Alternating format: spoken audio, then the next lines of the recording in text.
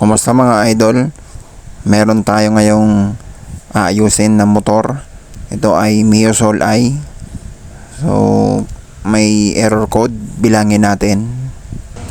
1, 2, 3, 4, 5, 6, 7, 8. So, error 28. Isa pa. 1, 10, 20. 1, 2, 3, 4, 5, 6, 7, 8. So, confirmed. Error 28. Kasi yung marahan, 10 ang bilang yan. Yan, kaya 20. Tapos yung mabibilis, 1 ang bilang nun.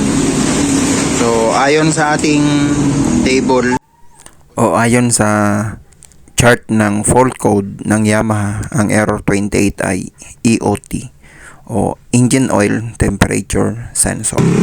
So, saan ba makikita yon? Yan. So, itong white na to. Yan. Sa upper right nitong head. Yan. Engine Oil Temperature Sensor ang problema. So, bali ito, naputol yung wire. Sagad talaga doon sa socket. So, kaya nagpabili tayo doon sa may-ari. Kasi hindi natin pwedeng maremedyohan. Hindi na kayang madugtong. Kaya ang option ko na lang na sinadjust is bili na lang ng bago.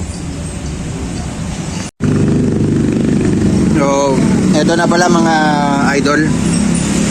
Ito na yung socket na nabili. So, hindi na original ang nai-wiring ko na siya, naidugtong. Yan ang kulay niya, oh. Violet o purple at saka orange. So, kinabit ko na yan. Ayan. In-splice ko na lang yung dati.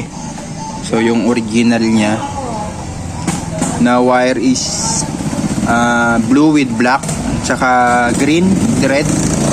So, dinugtong ko na yan. Kasi hindi na original yung mabibili nyo o hindi naman original yung nabili ng may-ari. So, goods na yan. Ngayon, ilalagay ko na yan. So, wala namang problema sa polarity. Yung pag-wire nyan, idugtong nyo lang. So, ikakabit na natin.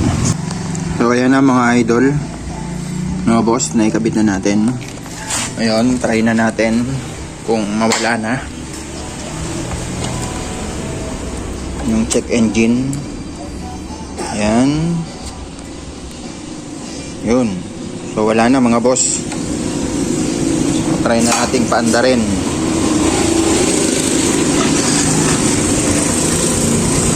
So, okay na. So, wala na yung check engine. So, ganun lang naman kasimple magayos ng error 28. EOT lang ang problema. Sana nakatulong mga boss, mga idol.